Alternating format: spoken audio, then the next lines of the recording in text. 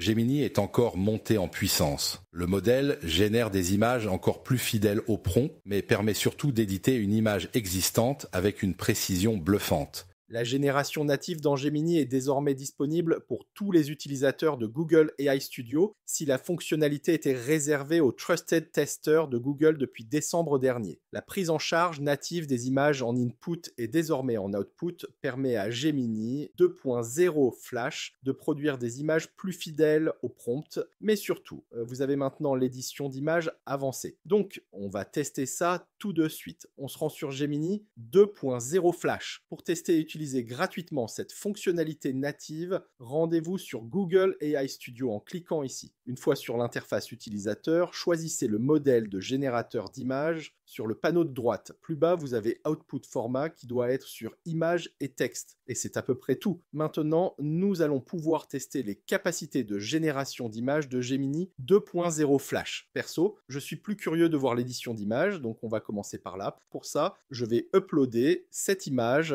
que j'ai générée sur Midjourney. Vous pouvez aussi créer des images gratuitement sur Leonardo. Vous avez droit à 150 crédits par jour. Donc, je clique sur le petit plus ici, puis sur Upload Files. Une fois l'image téléchargée, je vais mettre un prompt tout simple. Créer une vue de face de cette image et je clique sur Run. Globalement, le résultat est plutôt pas mal. Le visage me semble tout à fait pareil, les cheveux, le pull gris et le t-shirt blanc, le bureau, etc. L'intelligence artificielle a même reproduit les meubles en arrière-plan. La palette de couleurs est exactement la même. Ce qui est génial aussi, c'est que Gemini a généré cette image en seulement quelques secondes.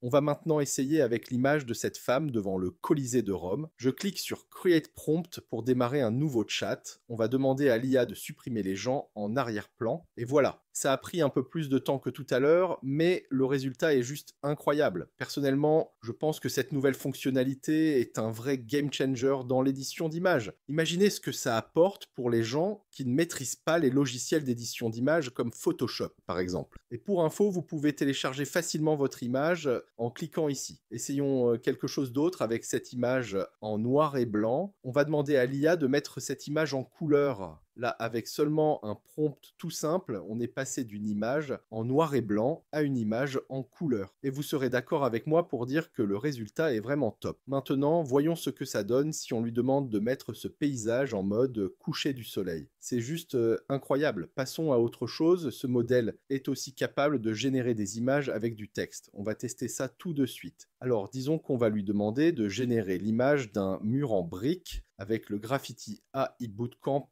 aux couleurs néon. On va aussi lui demander de mettre un skate au pied du mur. Le texte est correct. Chaque lettre est bien à sa place, chose que bon nombre de LLM ont du mal à exécuter. Qui plus est, le modèle a parfaitement respecté le prompt. Là, il a intégré un texte en anglais dans l'image. Voyons si ce modèle sait le faire dans d'autres langues. Disons, le chinois traditionnel. On va d'abord traduire intelligence artificielle en chinois, et puis on va mettre ça dans le prompt après. On va maintenant demander à l'IA de mettre cette écriture sur la couverture d'un livre. Et voilà ce que ça donne. Le prompt est respecté, les mots sont parfaitement écrits. Je ne sais pas ce que vous en pensez, dites-le moi en commentaire, mais moi, perso, je suis agréablement surpris. Maintenant, on va voir ce que ça donne pour les cartes d'invitation, parce que oui, vous pouvez également créer des cartes d'invitation ou des cartes de vœux avec ce modèle. On va demander à Gemini de nous créer une carte d'invitation minimaliste et moderne pour les 10 ans de mon entreprise, par exemple. J'invente comme ça, juste pour tester.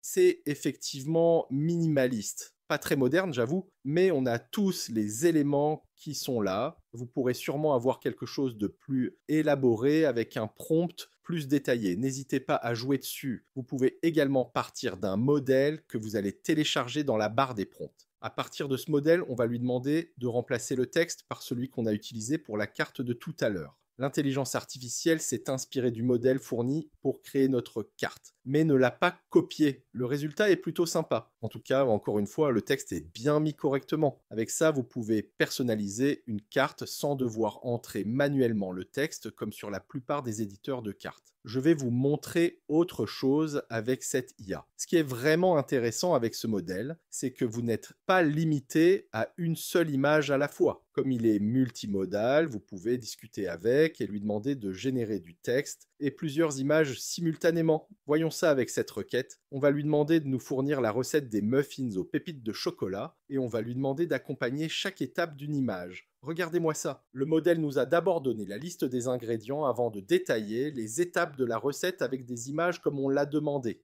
Avec cette fonctionnalité, vous pouvez très bien créer facilement des storyboards ou des histoires avec des images. Allez, on va tester ça. Alors, on va juste lui demander de nous générer une histoire drôle pour enfants et illustrer chaque scène avec une image style cartoon 3D. Et voilà le résultat, c'est juste incroyable. Et encore là, nous avons uniquement utilisé des prompts vraiment simples. Imaginez ce que vous pouvez obtenir avec des prompts optimisés. Juste pour vous montrer toutes les possibilités que nous offre cette IA multimodale, on va lui demander de générer un schéma annoté du cœur humain. Le schéma est top, mais les légendes, c'est un peu du n'importe quoi. Après, Gemini a quand même renseigné et détaillé les différentes parties du cœur plus bas. Essayons une dernière chose, je vais uploader cette image de Léonard de Vinci. On va ensuite lui demander de générer une version ultra réaliste de cette image, puis de nous fournir des détails sur la personne représentée sur l'image.